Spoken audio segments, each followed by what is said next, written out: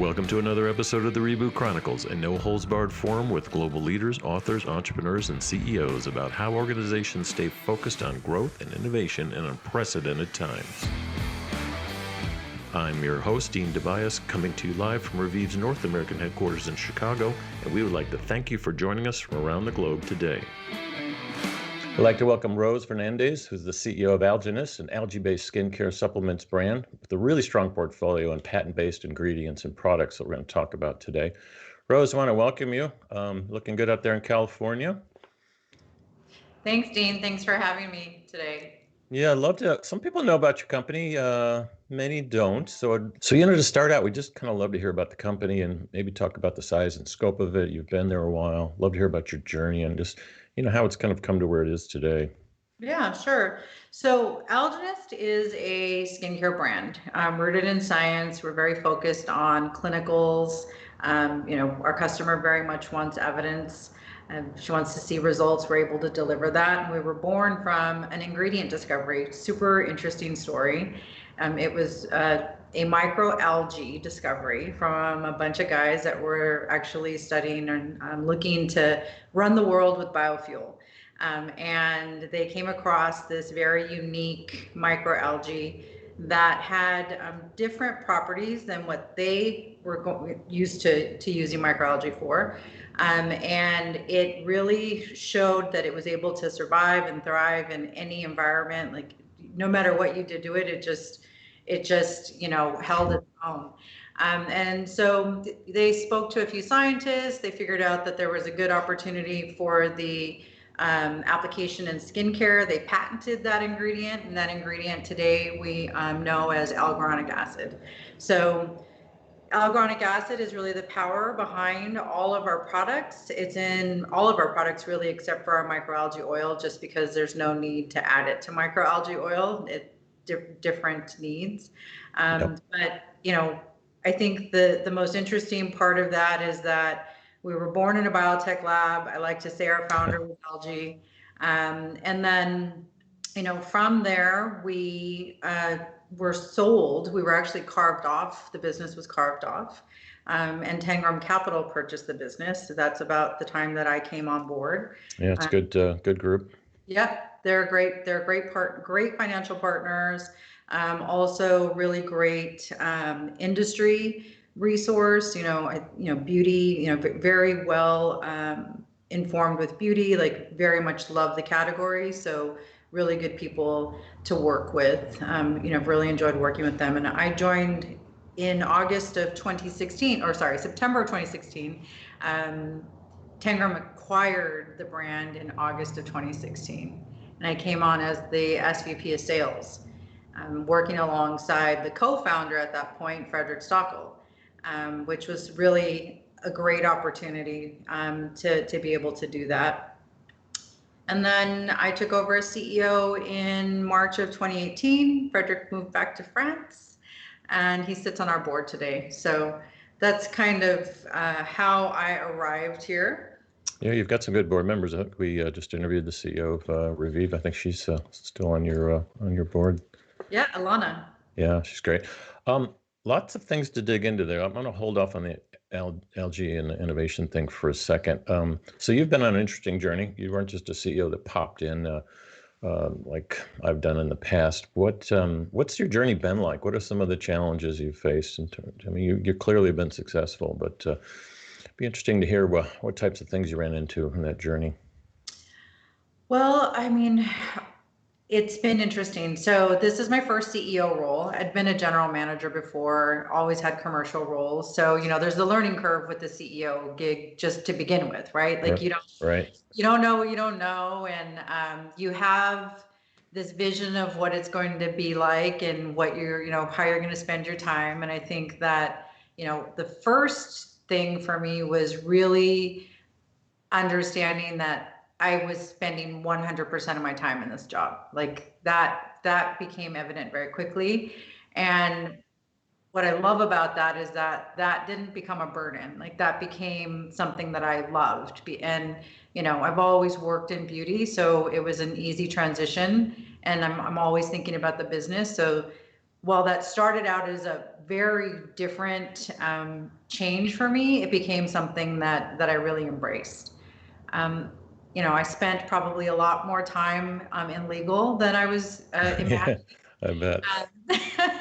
And, I think I've got that under control, but there's just things that you handle that you don't, I don't think most people think about. Like, because we have a patent portfolio, there's a lot of legal maintenance that needs to happen with that. There's claims process, regulatory reviews, you've got, labor practices. Like, I literally, maybe sounds naive, but I didn't think I would spend as much time in that as I did early on. So not necessarily a challenge, just more kind of having to run a little bit faster in that area than I had expected. Right. The biggest challenge at the beginning in the CEO role was actually understanding how we make our ingredient. So, a lot of brands, they go to a supplier and that gets handled, and that's perfectly fine, but as a CEO, you need to, obviously you've got this, hero ingredient that you manufacture yourself. You better understand how that works and who makes it and what the risks are. And so there was a lot of learning there. I felt like a little bit like a scientist there for a minute. Walking around in a lab coat and stuff. I mean, algoric acid, just the name scares me. Is it okay for everybody? Does anybody allergic to something? Algonic acid is really just a trade name. I mean, the actual name is just a little bit difficult for the average person. It's Parachlorella burgenicki. So we decided algonic acid sounded a lot Very, easier. very scientific. Is it something you can buy, or do you guys have to like make this in a lab because you've got patents on it? And I mean, you're sourcing it, obviously. No, we have, we have trusted suppliers that make it for us. We don't have our lab anymore. We did have a lab when we were part of Silozyme Terravia, but Sure. we have trusted partners that make this ingredient for us. They follow our process. And without getting into the weeds, does some of it actually come from algae or any kind of ocean-based products, or is it all just man-made now? It's these microalgae retains that we have, and we literally take the smallest little microscopic amount, and it's regenerative. So it is, for me, like the pinnacle of sustainability to be able to make a regenerative ingredient is super cool. And I think when I think about the world and the population and the environment, such an important topic, like it's so wonderful to be able to have an ingredient that is self-reproducing. Like, I'm not having to take from natural resources in order to make that. Right. Science-based, clinically proven. You check the vegan box, everything on this one. Why is it so good for people? Well, before we get too deep in, we go there, I do want to share with you one of the things that I was really important to me to do when I first took over as CEO was to make the brand 100% vegan formulation, for those very reasons that I was talking with you about from the environmental perspective. And so we had already been rationalizing the portfolio quite a bit. That was kind of my job as the SVP of sales. So, I was pretty close to the product portfolio, which, by the way, that was a huge challenge, right? Because you're discontinuing SKUs, you're having to manage inventory, like you've got retail partners. But we had one SKU after we had discontinued a fair bit that had a milk protein in it. So nothing terrible, but it still was a, animal derived perceived ingredient, milk protein. And so we replaced that with a celery extract. And then from there, we were able to claim 100% vegan formulation. So I felt really great about that. I think the team also felt really great about that. They worked very hard on making sure that now we hit all the marks. So we had clinical skincare, we've got claims, we've got a patent portfolio, we're vegan formulation, like pinnacle of clean and safe. Right. So that became, that story happened in April of 2019. So pretty fast. And when you've so you started out in the sales side, you were obviously pretty focused on channel management. I've seen your products in Sephora, and where else are you big? What countries are you big in these days? So our big priority is China. We have a really nice Sephora China business. We also have some business in Hong Kong and Taiwan through a distributor. Do Asian populations, are they more in sync with the algae? The whole concept of it is. I think what's interesting about the Asian population is that they're very in sync with the natural ingredients, but they want ingredients that are effective. Yeah. There is a natural affinity for algae. There's a clear understanding of the power of algae in Asia. Yeah. It's much more so than I think in the U.S. In the U.S., it's becoming, more and more understood, especially I think through the advent of supplements and different types of food sources that we're starting to see. Yep.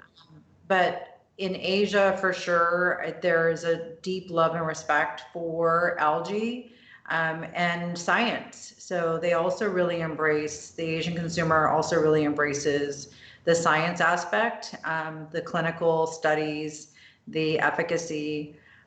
We actually, have a nickname, if you will, which we love, and so we've brought it into brand, which is ingredient-aholics. So we're perceived as ingredient-aholics, which is a great perception because that's where we spend all our time. And it's a consumer trend here in the States now. I see people in the aisles like taking off their glasses, trying to read Are you printing ingredients bigger now? Because the ingredient-holics thing is real. I mean, we've had a few clean, quote unquote, clean brands on that are truly, clean and vegan and smart about it. And the ingredients list it's revealing. It's like, wow. Yeah. It's like I see ingredients in some of these products. It's fascinating. How do you actually make this work without all of the traditional, whatever, additives and coagulation things and stuff like that? Still not mass market here in the States, though. So what do you think's holding it back? I mean, the big brands have trouble just building it in mass. We know that, but eventually they'll figure it out or acquire enough brands to do it. But still, people still just grab stuff off the shelf. Yeah, I think that will change though. I think, and we see it changing now. And I always go back to food. Like this is a very typical conversation for me because I think Whole Foods did an amazing job of informing the average consumer about what they were eating and the different quality of food or meat. I kind of feel like that's what's happening with the beauty industry. The beauty industry has taken the lead on, there are several of us that have taken the lead on making sure that ingredients are, there's transparency ingredients and formulations, that the lists are clean, that, we're having open conversations with our consumers. For us, we want people to make informed choices. So it's important for us to talk about what's in our products. But I feel like the larger companies are starting to latch onto that. But also the way that they'll do that is by acquiring smaller brands. Right. So, the innovation timeline at a large CPG is long. Like that's a big ship to turn. So I think the way that they bring, the larger CPGs bring that ingredient knowledge or that ability to leverage that kind of knowledge is through acquiring some of the smaller brands. Yeah, I'm on the board of a private equity company that we're just investing in next gen food companies, and one of the things we've found is ingredients. There is a lack of them to get really good products to mass market. Same thing in beauty. It seems like it's probably not as sexy as a space, but it seems like there's an opportunity there in the beauty, cosmetics, skincare. Just producing enough algae to really take this mass market seems a bit overwhelming to me. You think there's opportunities for companies and entrepreneurs to kind of just go after what used to be more the chemist sector? Yeah, for sure. I think if we just think about algoronic acid alone and the fact that it's regenerative, there is no limit. There's no supply issue. So I think you just need to be very smart about what you're doing. Certainly I wouldn't want anyone harvesting, that's not sustainable.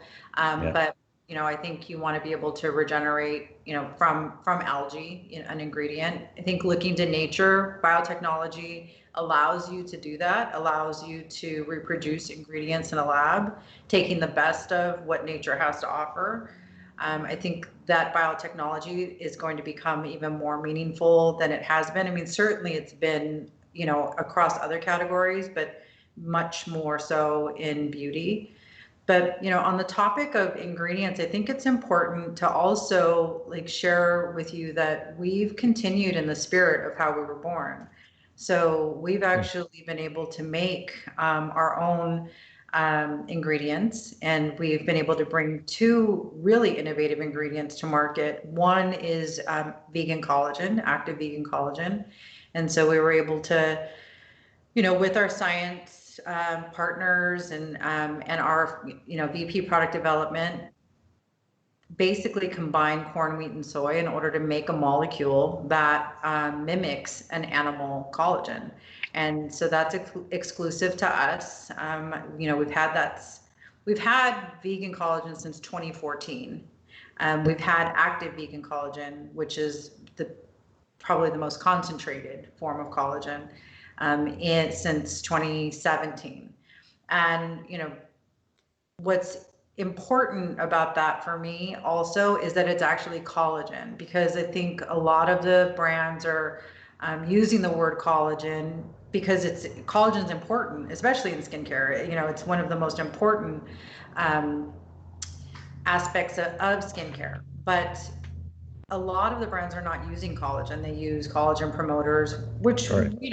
are important, like vitamin C and amino acids and things of that nature. But, again, we want our consumer to be informed, and then she can make choices.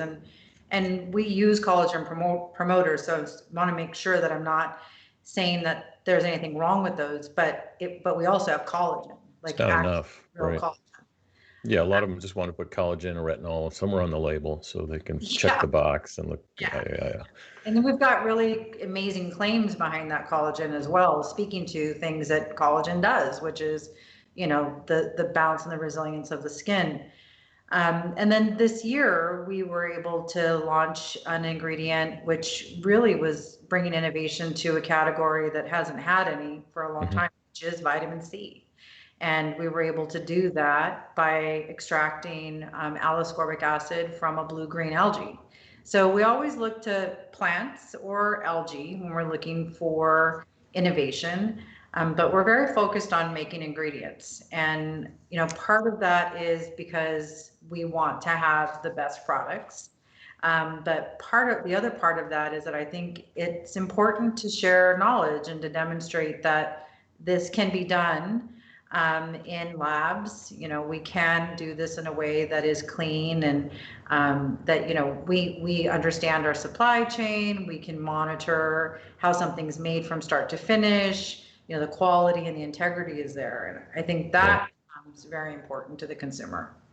Yeah, as long as you make it scalable. That's the first time I've heard vitamin C. It's usually more of an internal versus topical type of thing. So you guys are clearly kind of moving beyond, algae and algoronic acid as you label it to new things. How do you? I guess two questions. One, how do you choose that on the whole innovation path? But I was going to ask you first, what's your culture like? Because I'm getting kind of this lab techie white coat geeky group, but I'm also getting pretty hip, market focused people. So what's it like over there? Just a little bit like that. You have a lab coat back there? What's in that? No, never mind. I have a black lab coat on. That's Good. the hip part. Our culture is one that, I guess the best way to describe it is we have a team of people that are incredibly curious and love making product. Like literally love sitting around and thinking about, like, how could we do this? Or is there a need for that?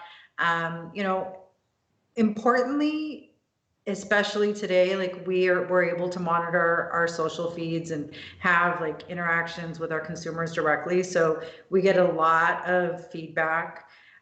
We look to our consumers for what their needs are. We're also 80% women at the organization. So, some of it is selfish. Some of it is, would love to have X, and then, we figure out whether or not it's a market opportunity. So we still do there's still the diligence around it, but I think, we are all very, very focused on, Imagineering. And I think it's the spirit that you need in order to have innovation in an organization. And sometimes, we get down a path with something and we decide that it's not right, or it's not going to be a big opportunity, or it's not truly, we're not able to do it in a way that aligns with our values, and we put it aside. Yeah, and the reason I asked that is you have a company that was founded on an accident, really. You invented this product for an entirely different reason, and then decided, wait a minute, this works for skincare. Do you ever come up with stuff that says, wait a minute, this could work for automobile grease, but it's probably not a good. Never mind. No, but I do have I have a wish. Yeah. So, when I think about algae and the sustainability aspect of algae, and I think about the industry and packaging, Yeah. and I know what algae can do. We've got partners that run in other areas making, polymers out of algae that are super interesting. I would love to make an algae pack. Like, I would love to make a product that is also contained within an algae component. So, that might happen. We might end up making something that is not skincare at some point. We certainly kick it around a lot. Scientists have been trying to invent, like, I'll just throw out a funny one, make people laugh, but it's edible packaging since the 80s. Yeah. And they actually came up with it, but nobody wants to. Never mind. They don't want to eat their packaging, but there's something there. It seems like a really robust, chemical agent as you guys turn it into. But why is it so good for the skin? Well, for the very reason that it can survive and thrive in any environment. So it's going to like incredible humectant properties, incredible anti-aging properties, nourishing. I mean, algae we know is nourishing. Yep. And it really just performs it in anything we put it in. We have 8 patents on hyaluronic acid today, which is impressive. We just earned our 8th patent. I think it was earlier this year or late last year. It's kind of a blur. This year has been a blur. Yes, still is. That patent actually allows for us to make some anti-pigmentation claims, which is really unique as well. So I think algae has a lot of, very powerful properties to it, whether you're ingesting it or you're using it topically. And I think we know that, I think consumers also understand that, like, what you put on your skin is as important as what you put in your body. Exactly. So algae is really very, very strong skincare ingredient. That's one of the reasons we wanted on the program. There's many indie brands, actually some big brands too, that are really just repackaging ingredients that they're buying from suppliers. Mm-hmm. And it's a good mix. It's a good thing. It's either like custom for you. There's a lot of customization, personalization going on, but not too many of them are actually scientifically, inventing and patenting things. And so it's a challenge that small companies struggle with. And, I think in the long term is going to be good. Just kind of going with that thought, what kind of trends are you seeing coming up? We talk a lot about, personalization, both of food and supplements and cosmetic, skincare kind of products. That was one that we've covered a lot. What are you seeing? I mean, a few things. One of them we're already doing really well. So one of the things that the trends that we see, especially in Asia, is that serums are incredibly important to a skincare routine. People want something targeted for their need.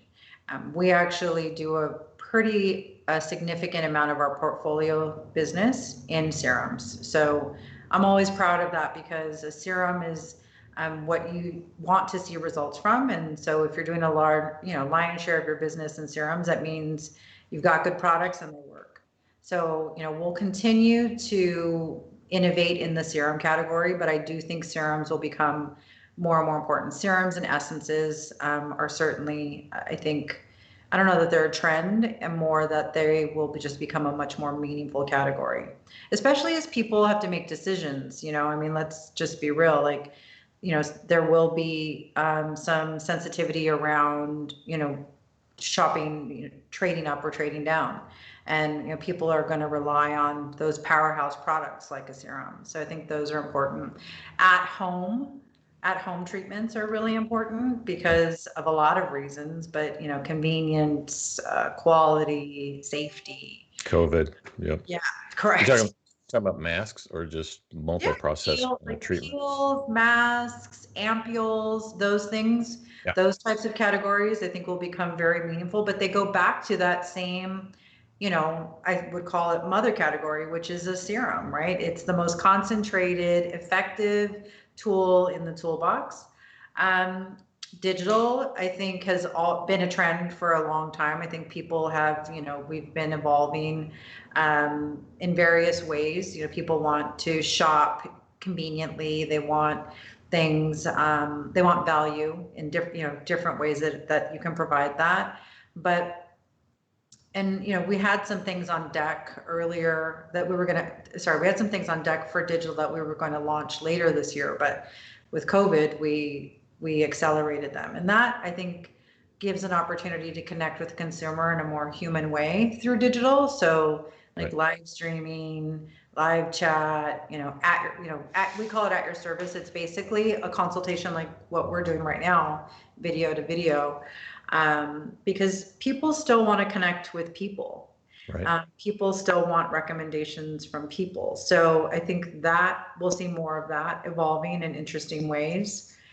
We're seeing that a lot with the Revive Health, Beauty, and Wellness Index. So we monitor all the behavior for online cosmetics, skincare, supplements, and in certain categories of search, whether it's obviously cosmetics was down during COVID, but with skincare, depending on which area they were searching to diagnostically figure out what they should be buying, they've been up anywhere from 200 to 400%. And this is on most of the retailer sites as well as the beauty brands, because we're managing a lot of the back end of that. So for you, obviously a shift to skincare was a good thing. What else have you seen in this 2020? I mean, supplements, and ingestibles are going to continue to be really important. I think people are wanting to make sure that they are as healthy as they can be. So, we have a suite of supplements. I think we'll hold with what we have because we, again, want to make things that are meaningful. And they're algae based, but I think we'll continue to see internal supplements for skin. Your algae based supplements, are those like good for smoothies or anything? Just the normal? So what's cool about ours, again, when you ask like how do we innovate product, and we sit around and said some of that is selfish. That should be. We were like, most of us don't drink smoothies. Yeah. Like we're not smoothie people, but we wanted something that we could too much work. Put on our food. So we made these really cool supplements that have like the cleanest formulas. There's no maltodextrin in them, which is usually in every powdered formula, to keep it from clumping. And it's like the equivalent of a candy bar. So that's not in any of ours. And you can use ours, you can add them to water, your salad dressing. We have one that has a savory flavor. It's like great on popcorn. You can cook with them. So, and if you must, you can add it to a smoothie. I didn't know smoothies were on the downside. I thought they were still popular. It's so basic, right? It's okay in a pinch. It's kind of lazy. Lazy American smoothies. I think it's a great way to get all of your nutrients at once, but I don't know. I enjoy having a meal. And so, the thought of chugging something kind of takes away from that joy. Yeah. You might eat those words someday. Pun intended. I'll see you'll have a whole line of smoothies. No, we'll call it something new. So, I really want to thank you for being on the program, Rose. You've been very insightful. It's just great to see a young company so kind of focused on really, it's not like you're vertically integrated, but it's pretty good relative to other companies I've seen out there. And, we have a large audience, both corporate entrepreneurs, consumers. Just given the journey you've been through, just curious what kind of thoughts you would give some of the aspiring entrepreneurs out there that are starting indie brands in all categories, really. Health, wellness, food, cosmetics, skincare, tech, doesn't matter. But especially out in California, there, just some words of wisdom might be helpful to kind of close out.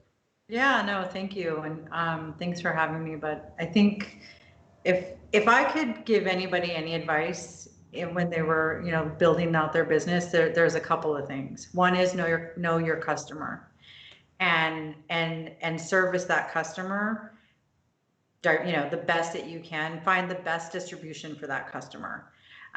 Don't try to be all things to all people, and stay as true as you can to your DNA.